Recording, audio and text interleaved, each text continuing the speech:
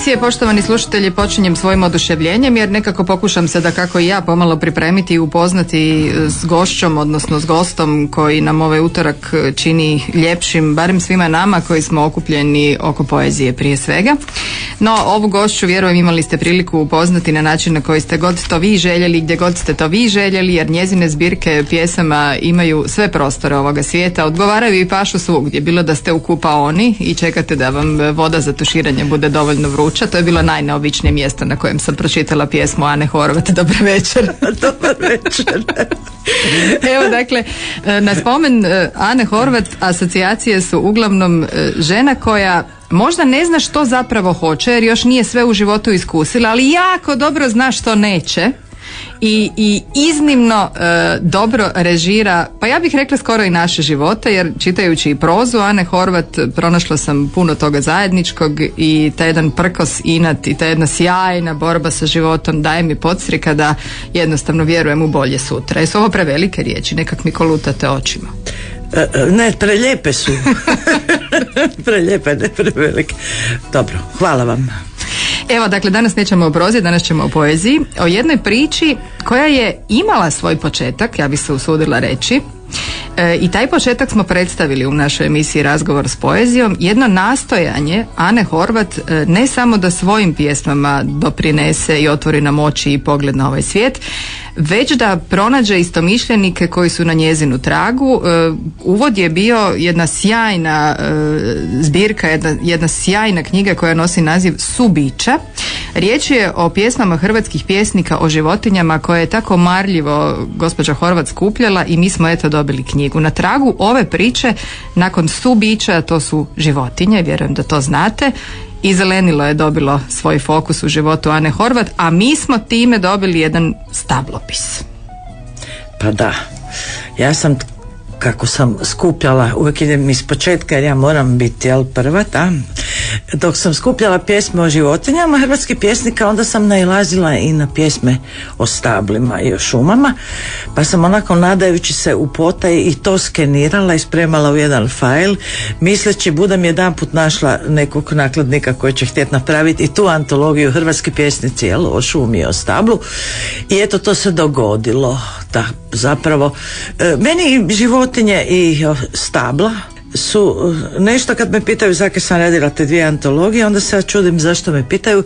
Meni je to nešto tako blisko i svakodnevno. Ja živim sa životinjama i sa stablima koje sam si i sama posadila, a neka su stabla bila od prije tamo u Čučerju gdje ja sam, pa uvijek odgovaram, a o čem bi drugom radila antologije i pisala nego o onome što poznajem, mislim, s čim sam okružena, s čim živim u ljubavi. Uopće započeti raditi antologiju, već taj početak, ta želja je vrijedna strahopoštovanja. Kad se taj posao dovrši, a vi ste to učinili sa Subićima, pa tako sad i sa stablopisom, moramo mi koji se ne usudimo niti krenuti na taj put doznati koliko je on dug i težak. Ja sam vam jako bezobrazna, znate, jer ja se upuštam u projekte koje u prvom redu nadmašuju mene samu i onda se poslije čudim kad ne spavam od živčanosti. To su fizički teški projekti. Da sam ja barem imala nekoga ko je pred 50 godina ili 100 napravio antologiju o životinjama, poezije i o stablima, onda bi sam imala na šta nasloniti, pa mi je bilo lakše. A ovak sam odlazila bauljati po knjižnicama grada Zagreba, tam svi su mi već čupali kosu te bibliotekarke kad sam došla. A znate zašto? Zato jer zbirke, sam morala listati zbirke i tražiti o životinjama i o stablima pjesme, ne? Zato jer je poezija, a to je istina, ne boj se valjda ove moje drage bibliotekarke razljutile, poezija vam nije na policama koja je lako dostupna. Da, o tome smo baš pričali sa gospodinom Prtenjačom u prošloj. Ona je u bunkerima takozvanim, i sad čim se ja pojavim u knjižnici, one već znaju da moraju ići u podrume, u bunkere i kopati ovak. Ja kažem kojeg autora hoću, onda me pitaju šta, onda ja velim sve. Jer ne vrem ja reći 3 zbirke, mogu ja naći šta je sve napisao pa napraviti neki izbor, ima na internetu, ne? Ali šta ako te 3 koje nisam uzela, ima jedna pjesma sjajna o stablu. Tak da sam ih stvarno izmrcvarila i onda sam to sve na leđa i u čučelje gornje vlekla i listala i onda kad nađem nešto što mi se svidi, skeniram i onda vratim knjige, idem po nove. Zato velim da sam ja zapravo bezobrazna, jer to niko ko nije bezobrazan se ne bi upustio raditi drugi put. Jer ja sam sa životinjama probala prvi put koji je to posao. Znali ste što vas očekuje? Je. Eto. Dobro, mi smo tek zakoračili na ovaj put. Kako je on tekao dalje, saznaćemo naravno najprije listajući stablopis. Hrvatski pjesnici o stablu i šumi, bez Ane Horvat i njene bezobraznosti ovo ne bi ugledalo svjetlo dana, pa vam na njoj zahvaljujem. Nadam se da nije ugasla nakon ovog projekta, da je još malo ostalo za sljedeću priču. Je, samo moram biti zdrava i dugo živjeti, jer najgore sam si za kraj ostavila mogu iz lanuce. Šta je sljedeće, ali to ću raditi sigurno 3-4 godine, ne bojte se. Jer nisam radila paralelno s ove dvije. Ja vam ne mogu radi mojih životinja ići na more jer ih nemam kome ostaviti na čuvanje jer ih imam previše. Ja nisam bila na moru 12 godina. A znate da Zagrebčanke vole ići na more, jel da? To je to je nešto šik i nosi se. I ja jako čeznem za morem, pa će onda sljedeća antologija biti hrvatska poezija posvećena moru. To je sjajno, a do tada ćemo pronaći dragog slušatelja ili slušateljicu koja će doći i koja će se žrtvovati da bi Ana Horvat mogla na more. Da, ja bi platila, samo ja nemam, ja bi platila definitivno to čuvanje, ali nemam povjerenja, to je moj problem. Ajmo dalje. Da. Listamo stablopis, teško je, kažem stvarno je teško izabrati, jer evo nakon ove poezije malo glazbe čućemo koliko tu autora ima, ali rekli ste mi odmah pri dolasku ja sam si odabrala, dakle ipak je nešto bliže Srčeku. Pa je, recimo, nešto što se ne može zaobići, kao na primjer pjesma Dobiše Cesarića o brezama na ulici. I tak, neke stvari se jednostavno ne mogu mimo ići kad su stabla u pitanju, a to da su me mnogi autori, hrvatski pjesnici iznenadili, da imaju tak puno pjesama o stablima za koje ja nisam znala i niko drugi. Meni uvijek, ja imam tu neku žicu spašavanja. Dakle, ja sam spasila i pjesme o životinjama, a sada i pjesme o stablima od zaborava. Jer te pjesme niko posle kad radi neke takozvane obične normalne antologije ne uzima za antologije. Uzimaju se neke koje su recimo nadahnute nekim višim ciljevima ali meni je strašno visok cilj pas, mačka, daždevnjak i stabla. Prema tome, ja mislim da sam ja iščupala te pjesme. I nama bi trebao biti. Dakle, učite nas i vraćate nas onom bitnom. I hvala vam na tome. A evo, kao što smo dogovorili, red priče, red poezije. Cesarić je prvi. Pa ja bi Cesarića, zato jer sam još od kad sam bila mala curica, djevojka, jel da, si uvijek mislila šta je on to htio reći, a zapravo sam sad radeći antologiju shvatila. Dakle, Dobriša Cesarić, Breze na ulici. Kraj bijelih breza svakog dana ja prođem srca razdragana. Oduvijek ima tajnih veza između pjesnika i breza. Od čega dršćete vi breze, od slatkih slutnja ili jeze? Zašto vam krošnja podrhtava i onda kada vjetar spava? Na ulicu med svijet što viče, ko da ste izašle iz priče, nježne, treperave i čiste, baš kao prva ljubav vi ste.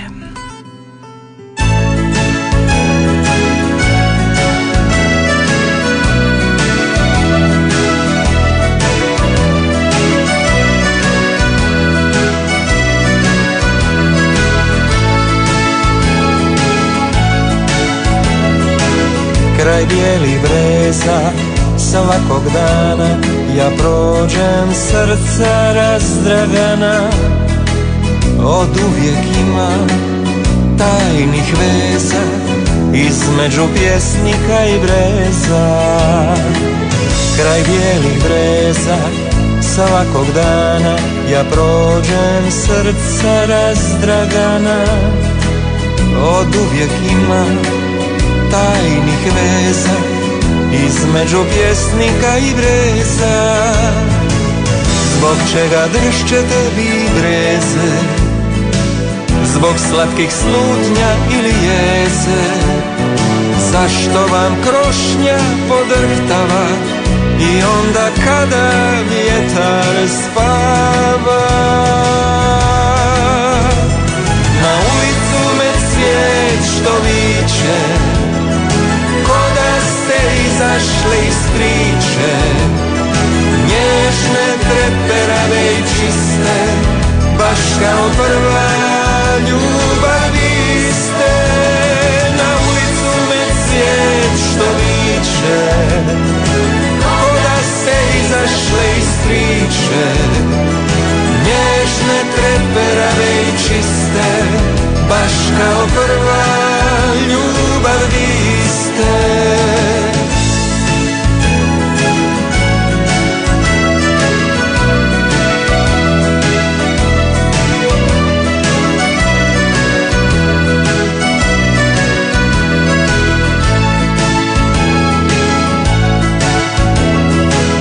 Kraj bijelih breza svakog dana ja prođem, srca razdragana.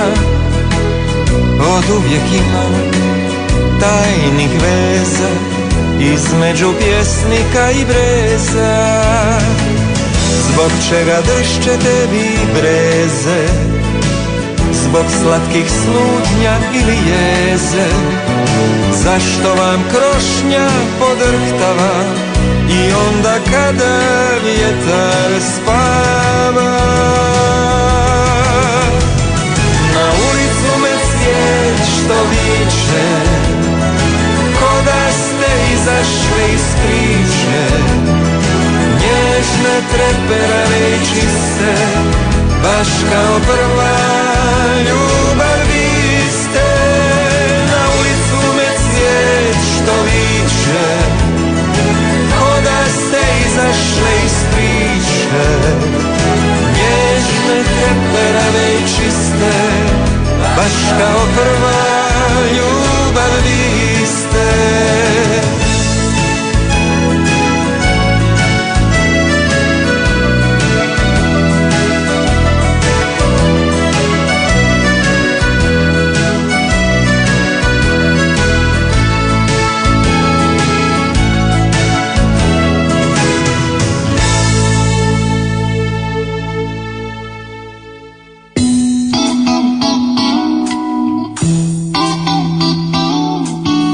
Večeras s nama Ana Horvat, a mi listamo lišće. Lišće je bilo na stablu, onda ga je možda jesen za ovu generaciju malo sakrila da bi opet novo izniklo na proljeće. Ovo na stablopisu ja se ne razumijem u drveće, pa ćete mi vi pomoći, gospođo Horvat. Koje je ovo stablo? Mlade bukve. To je mlada bukva. Dobro, ovo lijepo, tu nešto kao pupoljčić sa strane. Koje je to godišnje doba otprilike? To je proljeće. Proljeće. Naznak je da puno života ima u ovoj knjizi, da smo spasili puno zelenih života. Hrvatski pjesnici o stablu i šumi, to je bila zadaća Ane Horvat koja je kopkala koliko dugo? Pa zajedno sa subićima sam ja to radila jedno 4-5 godina. S time da ću more raditi puno dulje, poeziju o moru, jer toga ima. Pa moram to reći, kaj sam otkrila? Otkrila sam prvi da postoje takozvani zeleni pjesnici. Ti zeleni pišu i o stablima i o životinjama. Ali postoji druga kategorija, jel sad to ovo kaj mene zanima govorim. To su pjesnici koji pišu o moru, a ne pišu o životinjama i o stablima. Plavi pjesnici. To su plavi pjesnici, kak znate. Sad tih plavih ima puno više nego kad se, koliko ja mogu još već sad procijeniti, puno više nego ovih koji su pisali o stablima i o životinjama. A strastvenije pjesme, doista, evo to je otkriće, o moru pišu kontinentalni pjesnici nego zbog čežnje i žudnje. Biće, jel da? Ana Horvat, stablopis Hrvatski pjesnici o stablu i šumi. Nemamo sliku i nismo, hvala Bogu, među onima koji kupuju metar zelenih, metar plavih, metar žutih knjiga, ali već i pri prvom pogledu, čak i ako ne otvorite korice, vidite da je riječ o jednom vrlo opsežnom dijelu. Koliko je unutra pjesnika zastupljeno? 165. 165. A pjesme nisam išla brojati, ali više stotina, jer neki imaju po 3 pjesme, neki po 5, neki po 1. Ja mislim da sam dužna ovdje nadodati, ova naslovnica je lijepa, ovaj listić je lijep, pa bi ja htjela reći da to likovno rješenje je napravila tu fotografiju gospođa Ines Vusić-Paunović. Evo, lijepo ju pozdravljamo. Da, eto, zelena knjiga u kojoj ima toliko puno prirode, toliko puno svježine i ovog proljeća koje nagovješćuje ovaj list mlade bukve. spomenuli ste 165 pjesnika, ako se ne varam, da. A godine i generacije... Od 15. stoljeća, uvijek krenem od 15. stoljeća. Dobro. To je Česmički, ja mislim prvi od poznatih, a kod životinja je Marulić. Je li bio veći užitak tako čeprkati i tražiti po 15. stoljeću ili se iznenađivati što su od stablima pisali suvremenici?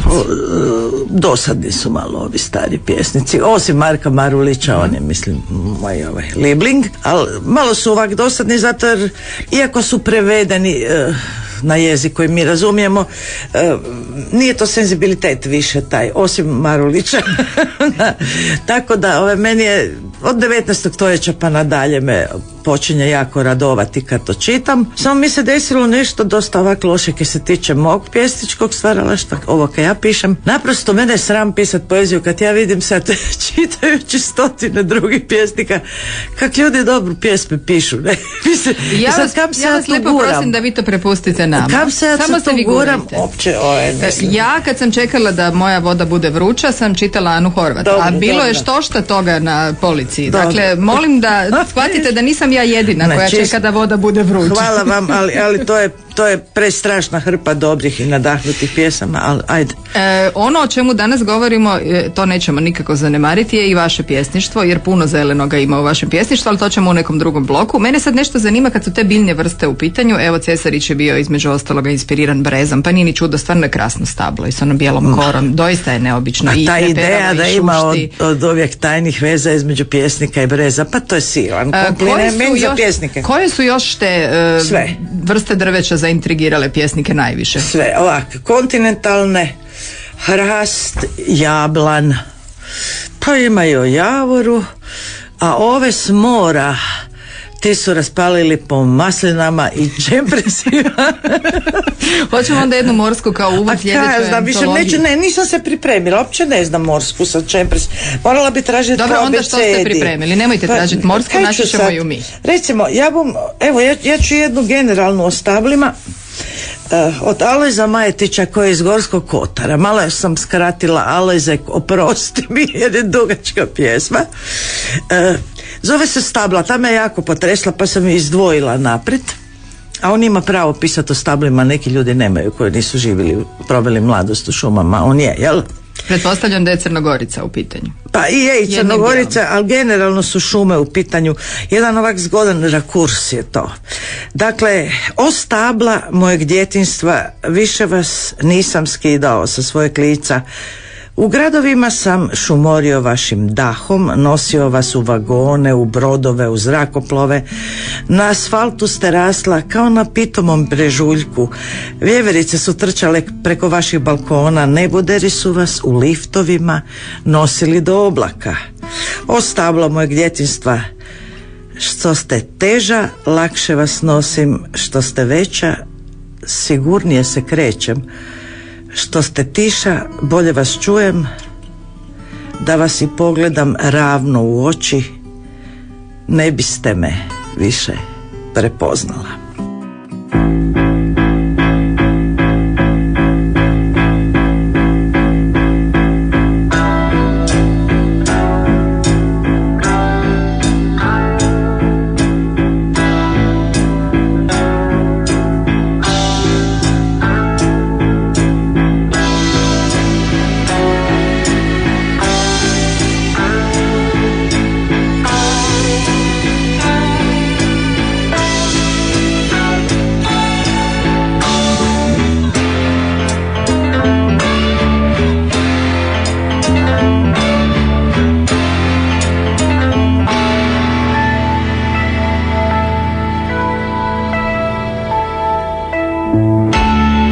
se čude, buni se moj rod.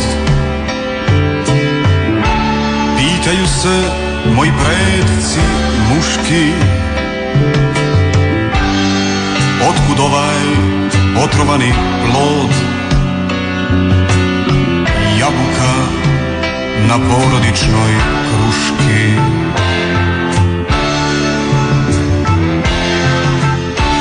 Svi se čude, viče slavni puk. To je skandal u stoljetnoj krošnji. potresa me ponosan i mrk, ljutit predak u narodnoj nošnji.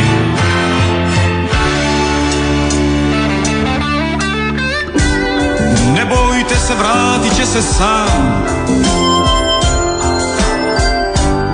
i bit će opet medalja i vlasti. Jabuka već ima drugi plan, još nezrela, daleko će pasti.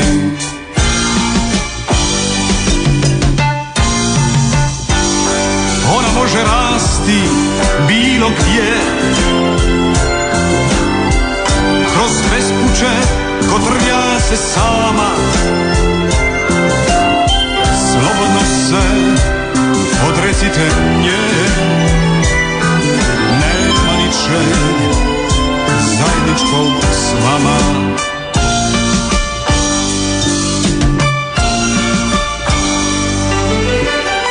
Tu ne vrijedi čista prošlost, dođe takav čas, iznenada ludo voće nikne pored vas i uništi sve, i uništi sve. Želio sam samo divlji vrt i slično drvo na dalekoj cesti, da vi mirno dočekate smrt. Al nažalost još ćemo se sresti.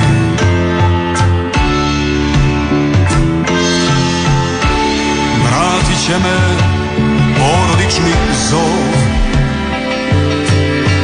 kad mi budu odbrojeni dani,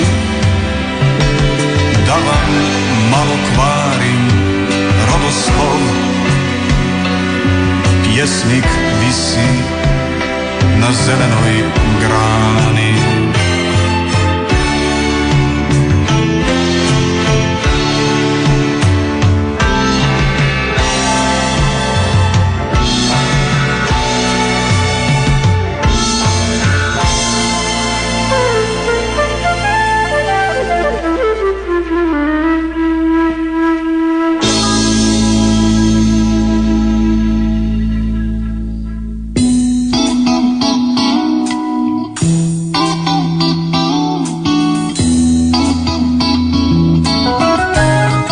Jako me ta pjesma od Majetića, pa ja vam mogu sad naći, Sanja, neke čemprese, borove i to, ali kaj će, evo neki bijeli brijest, pa nema čega nema. Ivan Goran Kovačić ima puno na dijalektu napisano, koje ja ne bum znala pročitati.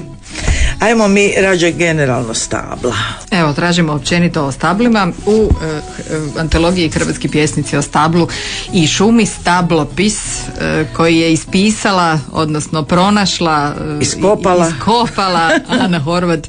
Našla sam vašu Odlazak stabala. Kad Ana Horvat ovako lijepo piše, onda definitivno rečenica iz prošlog bloka o tome kako se našla u društvu sjajnih, pa se pita zašto piše poeziju, odmah pada u vodu, a ja vjerujem, ja neću biti izvrstan interpret, ali ovo je pjesma koja je mene kupila. Dakle, Odlazak stabala Ane Horvat. Kad nas stabla rukom pod ruku sa svojim sjenama napuste, treba će objasniti ulici bez drvoreda, prozoru bez hlada, tko je sljedeći i kriv.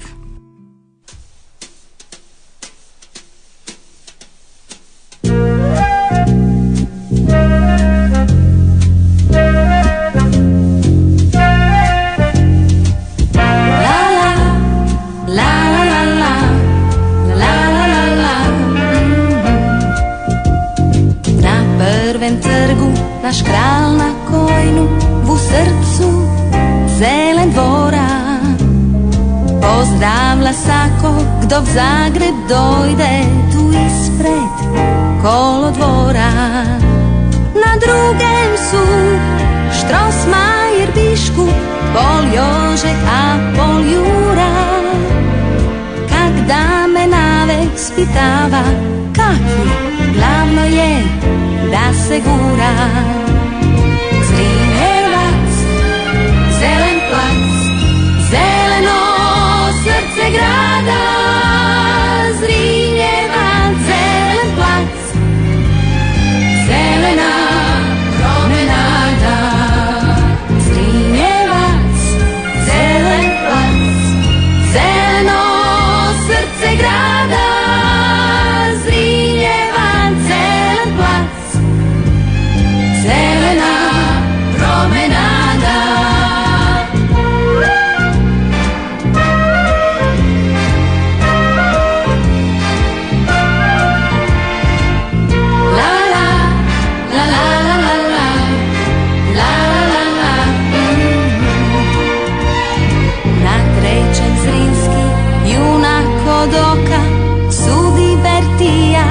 lažnog svedoka, pak 2 u 8 kod lažnog svedoka. Zrinjevac, zelen plac, zeleno srce grada. Zrinjevac, zelen plac, zelena promenada.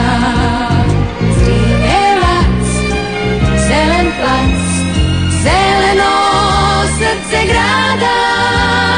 Zrinjevac, zelen plac, zelena promenada. Zrinjevac, zelen plac, Zrinjevac, zelen plac, Zrinjevac, zelen plac.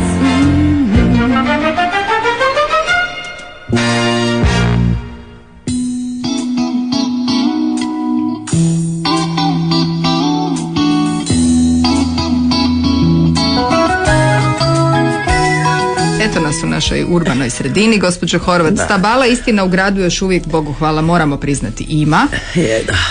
Ali gdje je to do ovog Gorskog kotara? Da, ima ih, ali na primjer meni je bio stres koji do dan danas nisam do kraja pregrizla.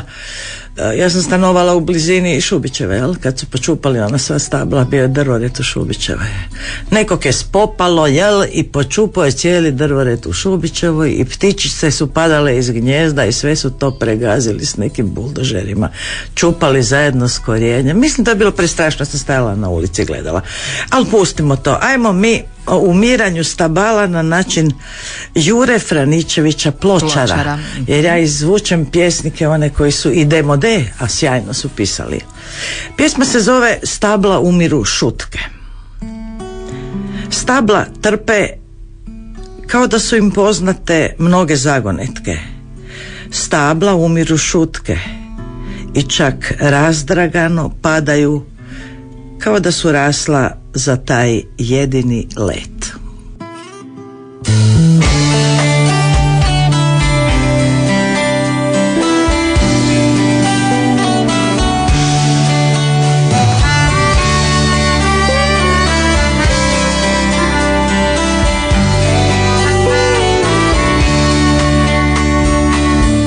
Drvo sjećam da sam ja, a ti da si dama. Da li tada bi željela ljubav među nama? Drvo sjeća da si ti,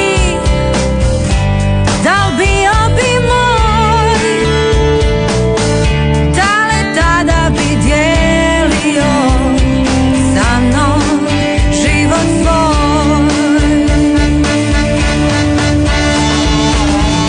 Žuljavim bi rukama grlijam te nježno. Da li bi me ti volio iskreno i vječno?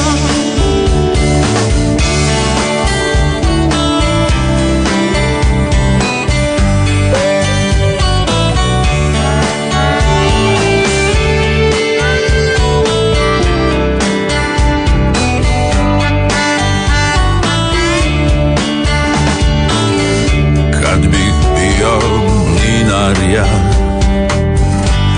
u mlinu starom, što bih ja predstavljao u životu tvom?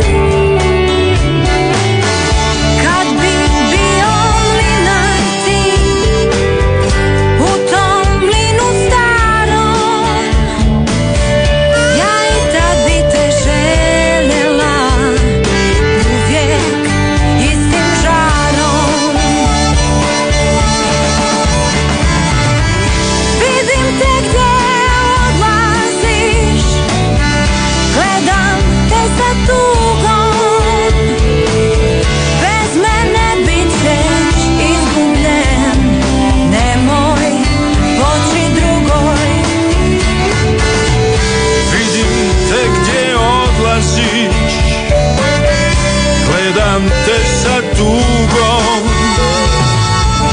bez tebe bit ću izgubljen, nemoj poći drugom. Drvo sjeća da si ti, a ti da si dama.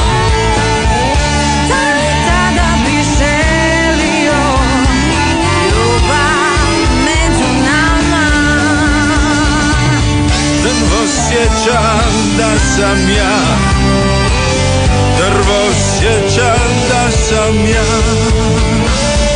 Da li tada bi dijelio sa mnom život tvoj?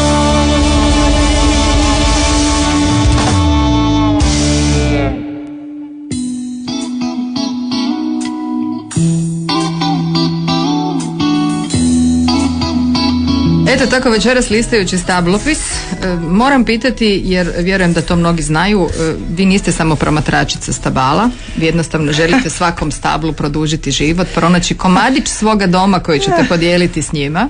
Imaju ona i svoju simboliku. No, ajmo sad onome što oni nama daju, ne što mi dajemo njima sadeći i brinući se o njima, što doista stabla daju nama. Pa meni daju, recimo, to će se zvučati jako ludo, ali meni daju zagrljaj. Ja kad sam loše volje, kad sam deprimirana i kad shvatim da mi još nije puno vremena ostalo, a tak bih još radila antologije o moru i to, onda ja dođem mojim brezama, imam ja 50 vrsta stabala koje sam ja posadila u svom arboretumu i onda ne znam zašto jedan put priđem jednom, jedan put drugom stablu, oni su već dosta debela i velika, to 12-godišnja stabla su, i onda ja njih zagrlim i naslonim glavu na stablo i ja osjećam da stablo meni uzvraća zagrljaj. Pa oni meni kažu da me vole zapravo, oni mene smire i učine me ne sretnom nego spokojnom, što mislim da je puno važnije i trajnije nego taj neki ushit i osjećaj sreće. To je prvo. A drugo mi je važno što su mi stabla dovela ptice. Ima gnjezda, a ima veza između... Kako to zvuči recimo u jedno jutro? Pa to počinje zvučati po ljeti već u 4 ujutro dosta glasno i probude me, ali to je tako lijepo buđenje. Eto, različitih ima ptica, priznajem i stidim se, mnoge od njih ne poznajem, stalno velim da ću si nabaviti neku knjigu sa ptičjim vrstama i dalekozor, pa ću malo to znati kaj mi ima gnjezda kod mene, ali eto, pjesnici vole i ptice i leptire. I breze. Vidim ja još jednu antologiju na pomolu. Nakon ne, mora. Neću stići nakon mora, toga ima prestrašno. Mora.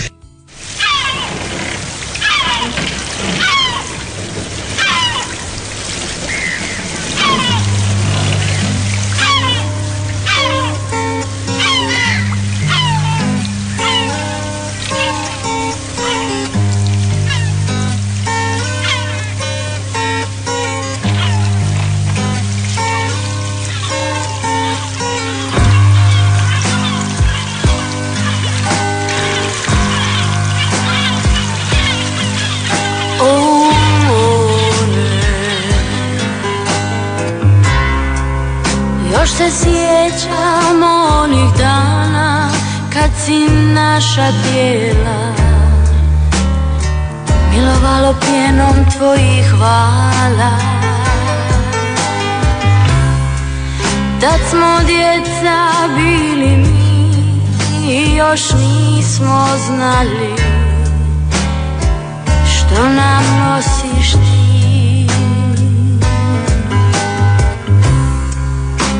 S pjesmom i mirisom tvojim rađala se ljubav naša i zato ti more hvala.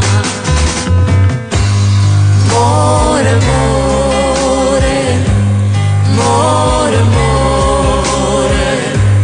more, more, o more.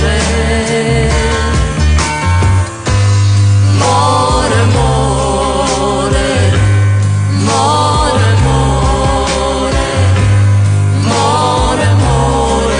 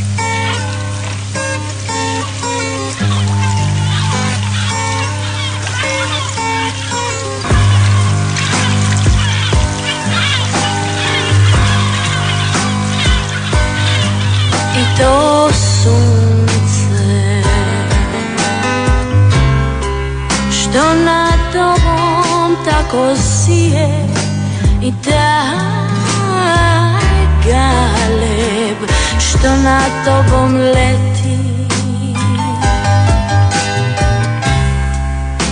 i opojni miris bora, svo to tvoje blago dalo si nam ti. Dalo si nam ljubav vječnu, dalo si nam sreću i zato ti more hvala. More, more, more, more, more, more, o more. More, more, more,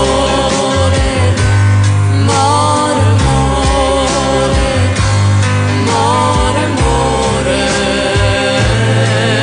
o more.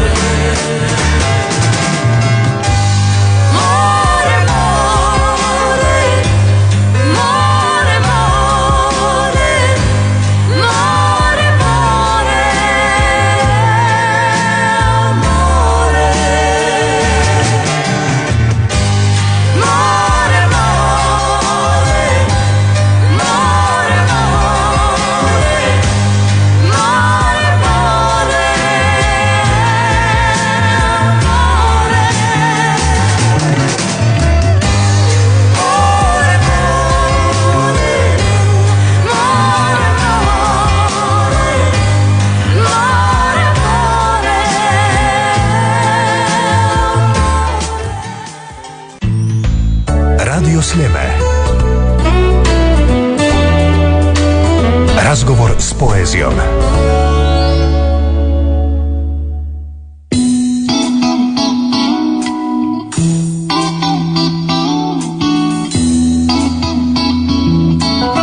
Stablopis je knjiga namijenjena, ja bih rekla, svima, ali imamo nažalost za sada barem dosta žalosnu vijest, a to je da evo neće ići u, ajmo tako reći, širu prodaju, pa ne možemo onu rečenicu kupite u boljim knjižarama izgovoriti ovog puta, nažalost. Da, eto, to je tak jedan projekt do kraja neprofitan. Moje drago Hrvatsko društvo šumara koje se upustilo da tiska ovu knjigu, jel?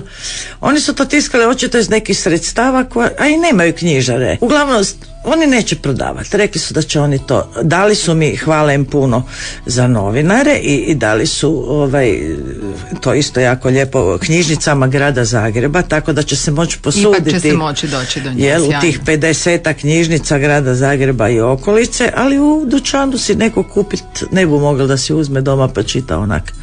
Niš, morali budete pronaći svake svog ili svatko svog omiljenog šumara, pa možda knjiga stigne. Da, jer oni će to valjda dijeliti za Božić i Novu godinu međusobno. Ajmo malo o vašoj poeziji. Ja sam samo pročitala Odlazak stabala. Dakle, onoj poeziji koja je posvećena upravo ne samo stablima, nego i šumama i prirodi i zelenilu. O životinjicama uopće nećemo, jer to znamo, to je vezano uz ime Ane Horvat. Koliko je zelenoga u vašoj poeziji? Pa imam ja tu zbirku od pre 10 godina koja se zove Stablopis i po toj zbirci sam ja sadila stabla. Ja sam se nju prvo napisala, ima pojedinim stablima posvećene pjesme, a onda sam po tom redoslijedu manje više sadila po toj livadi koju sam uz kuću kupila stabla, ali to je jedna od mojih zbirki koja me je zapravo izazivala stalno da napravim antologiju, jer ta zbirka medijski kao da je propala koja je pala u bunari, neko je zatvori poklopac, nije bilo čak ni po knjižnicama, valjda je nakladnik zaboravil poslati. Jedna tak slatka pjesmica mi se otvorila, uvijek mi se otvori, ne otvaram ja, otvori mi samo se. Evo, pa mi se otvorila pjesma upravo iz Stablopisa Ane Horvat, dakle te zbirke njezine poezije koja eto govori o stablima, a na to vas upućuje i ovaj presjek i godovi koji su zapravo grafička pozivnica da otvorite ovu zbirku. Slatka jedna pjesmica, ja vjerujem kad nekom onako od milja kažete ti si glup, da onda stvarno moraš biti jako dobar s tim nekim da bi to mogao, a vi ste to učinili jednu nježnu izjavu u pjesmi koja se zove Nesuvislo. Po zimi se stablo svlači, ljeti oblači, zbog toga s proljeća pupa, u jesen prolupa. Stabla su glupa. Pa tako je to bez veze sve, očito kad čovjek bolje razmisli malo. Zašto se muče? Stalno Ne, a zaki se svlače po zimi kad im je hladno, onda kad se skinuješ, mislim. Nema baš neke logike, ali dobro, stabla znaju bolje, sigurno. Jasno, vam je draga. Da, ja sam zaboravila nešto reći, da je moja draga kolegica Božica Jelušić napisala hvale vrijedan predgovor ovoj antologiji, koji zapravo uopće nije predgovor, to je nešto vrlo studiozno na 10 kartica. Zatravila me raznim, ona je pjesnikinja isto, ne? Ali tu se bacila vrlo kao znanstvenica na tematiku stabala, a pogovor je stablopisu ovom novome napisao akademik, znači šumar, Slavko Matić. On je napisao onak šumarski jedan pogovor, malo kako je to korisno, jel? Evo, možemo čuti što je napisao. Napisao je: pjesnici često pjevaju o ljepoti šuma. Oni šumu doživljavaju drugačije od ostalih, a pjesmom otkrivaju iskrivenu ljepotu koju mi, obični smrtnici, i ne vidimo. Učiniti šume vječnima jedina je i prava zadaća šumarske struke. Njegom i pomlađivanjem zadržavaju njihovu iskonsku prirodnu strukturu koja im osigurava vječnost, stabilnost i proizvodnost. Ajmo se zadržati na proizvodnosti. Ma da, ali to mene ljuti. Ali ajmo se zadržati na proizvodnosti. Ono što želim reći je, zadaća je i pjesnika da budu na tragu očuvanja. Jer evo, čitajući ovo što smo danas čitali iz stablopisa, pa i vašeg i ovoga, shvatili smo da pjesnici ne mogu drugačije se boriti nego riječju, i to itekako čine, s obzirom na ovih 165 koliko ste ih prikupili. Sanja. To je važna zadaća. Sanja, draga, zar vi doista vjerujete kao i pjesnici? Ja kad sam pri sebi, onda u to ne vjerujem, kad sam manje pjesnikinja, da poezija i pjesnici mogu nadvladati žeđ za profitom. Ali ja vam vjerujem u Ane Horvat. Koji imaju svoj privatni arboretum i svojih, koliko ste rekli, breza? Ukupno stabala 50-ak? Da, više. Imamo traga na neki 5-6 švočaka koje sam našla. Tako je. Ja evo, ako hoćete, iz programa Radio Sljemena, ja vjerujem u jednu sjajnu emisiju, kažem sjajnu jer doktor Ivo Krpina je tu, u kojoj njegujemo voćke i trudimo se da ih ima što više. Dakle, ja vjerujem u ljude koji će biti malo žalosni što ne mogu stablopis kupiti i imati ga doma i u dovoljnom broju primjeraka, ali koji će doći do njega. Ja vjerujem zato jer evo, upravo Hrvatsko društvo šumara je možda moglo imati i nekakav, ajmo reći, drugačiji suvenir, a odlučili su se upravo za ovu zbirku pa pjesma. Svaka njima čast. Ja sam baš zaštitarka, ne, ja bi, dobro, bolje da ne velim šta, za stablo. Naime, ima tu traga u bilješki o autorici jedna rečenica Beethovenova na koju se ja naslanjam, a nisam dugo, ne znam je dugo za nju, ne? Beethoven je rekao: draže mi je stablo od čovjeka. Ja, nažalost, isto tako mislim. I jako sam bila ponosna kad sam slučajno naišla da je to Beethoven rekao, jer onda sama sebi izgleda manje zadrto. Pa ja bi malo ovak da dignem stvar, da ne bu tak jako dramatično, jer ja jesam sklona toj nekakvoj krvavoj dramatici kroz osmijeh, jel? Pročitala svoju pjesmu koja se zove Gradski drvoredi, ona ovak dozabavna. Drvoredi u gradovima govore o čežnji ljudskoj za hladovinom i redom na pogrešnom mjestu. K tome još služe kao oglasne ploče, međaši parkiranih automobila, nasloni vrećama sa smećem i tko bi znao zbog čega toliko potrebne okomice muškarcima i psima.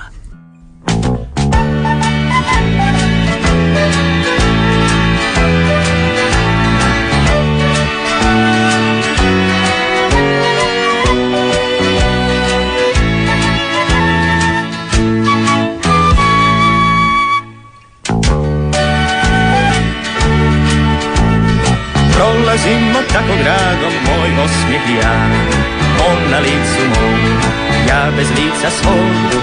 Prolazimo tako gradom, moj osmijeh i ja, on na licu mom, ja bez lica svog.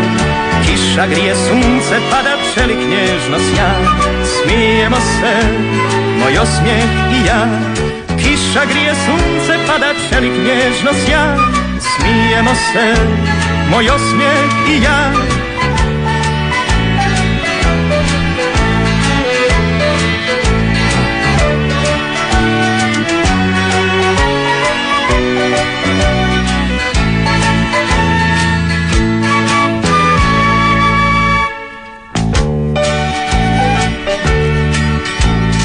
Prolazimo tako gradom, ulicama svim.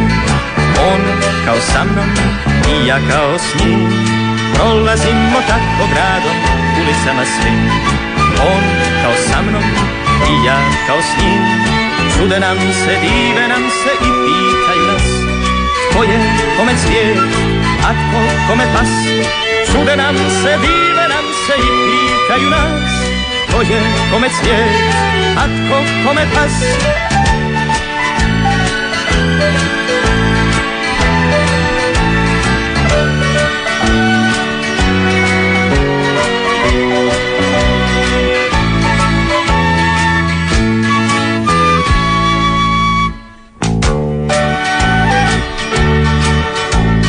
Prolaznici nikad neće čuti složan glas, moj osmijeh i ja, krijumčarimo nas.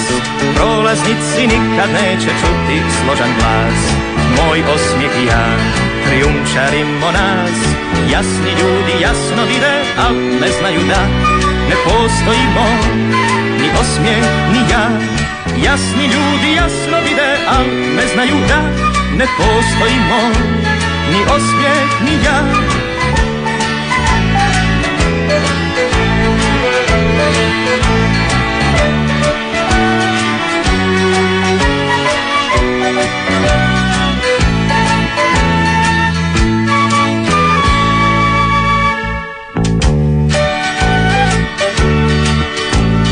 Prolazimo tako gradom, moj osmijeh i ja, on na licu mom, ja bez lica svog. Prolazimo tako gradom, moj osmijeh i ja, on na licu mom, ja bez lica svog. Kiša grije, sunce pada, pšelik nježno sja, smijemo se, moj osmijeh i ja. Kiša grije, sunce pada, pšelik nježno sja, smijemo se, moj osmijeh i ja.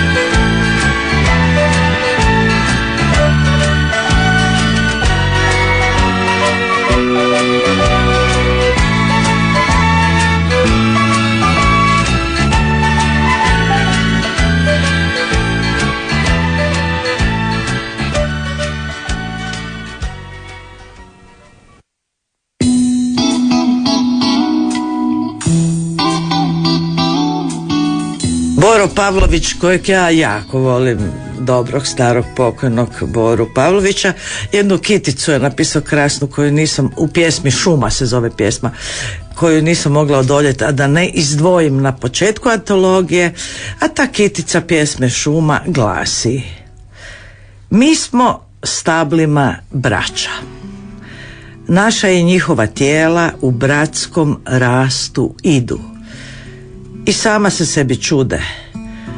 Šume se isto kao i mi rasiplju gorke od želja i podjednako kao i mi iz beskraja u beskraj žude. Što mogu drugo nego na kraju zahvaliti na bezobraznosti ono iz početka naše priče Ani Horvat, poželjeti da knjižničarke ne samo grada Zagreba nego i šire okolice imaju još puno muke i problema, kopajući i tražeći pjesme o moru. Pjesme o moru. Imaju li kakav prilog naši slušatelji slobodno, ili ako imaju kakvu zgodnu zbirku u kojoj su sigurni da bi neke od pjesama možda bile ajde zgodne? E-mail nek mi pošalju. Recite. Pjesme o moru. Da pače, pa to će mi olakšati. Vaš je e-mail? Dakle, Ana Horvat 16, sve u jednom komadu, nema razmaka, @gmail.com. Sve ste čuli. Ana Horvat 16 @gmail.com. Naime, imam olakšanje kod mora u tome što je Luko Paljetak radio prije puno godina neku antologiju koja se zove More plovi, ali to je bilo prije puno godina. Dakle, ja molim zadnjih 40 godina, ako tu imaju pjesme, jer to nije nigdje uvršteno, Ja bi te pjesme od zadnjih 40 godina trebalo. Ove ću ja naći u knjigama. I za kraj da kako molimo dobre ljude koji doista vole životinje i znaju da će biti 10-ak dana barem te Anine životinje sretne s njima, da možda u ovoj sad sljedećoj sezoni, ne mora čak biti ni ljeto kad je sve prenapučeno, kad je more najljepše u proljeće recimo, da se jave, da malo stanuju zajedno sa životinjicama i 50-ak stabala u Gornjem Čučerju, a da naša Ana Horvat ode više nakon 12 godina na more. Hvala vam. I onda ne napiše antologiju jer si izdovolji čežnju. Hvala vama, Sanja. Ko što da antologija tu na vagi?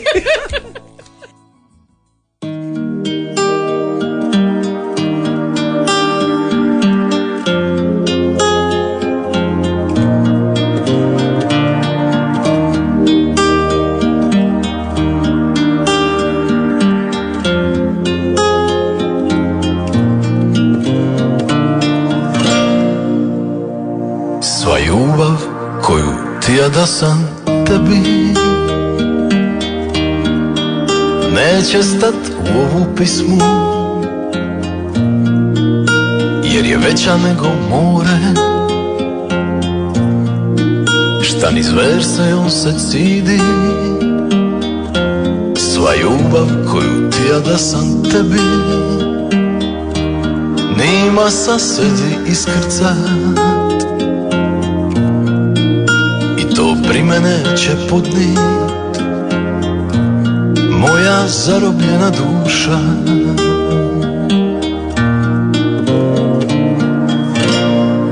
Ali je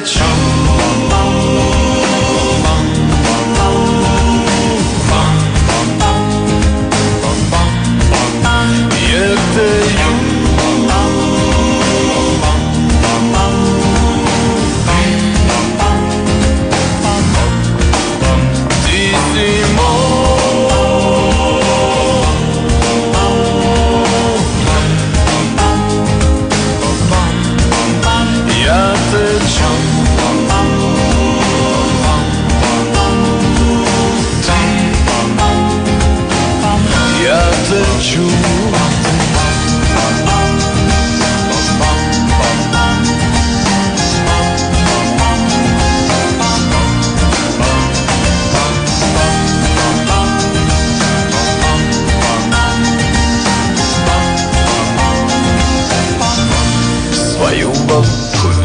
da sam tebi mrvo sriće puno smija, ovako tokala me ne bi, da je bilo časan ti ja. Sva ljubav koju ti ja da sam tebi nima sa sedi iskrca, i to pri mene će podnit moja zarobljena duša. Ali je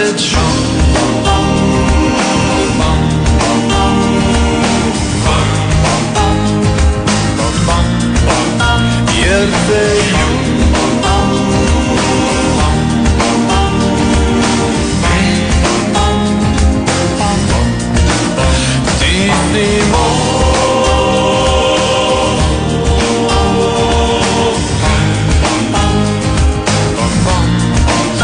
ja te